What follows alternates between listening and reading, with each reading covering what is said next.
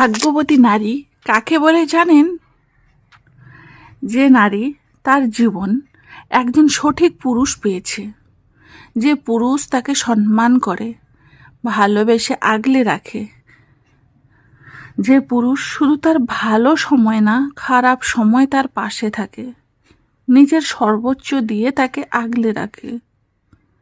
তার শখের নারী কষ্ট পাবে এমন কাজ সে কখনোই করে না।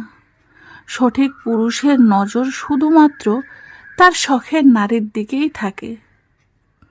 হাজারো সুন্দরীকে ইগনোর করে শুধুমাত্র একজনেই আসক্ত থাকে। জীবনে যে কোনো পরিস্থিতিতে সে পাশে থাকে, হাতটা শক্ত করে ধরে রাখে।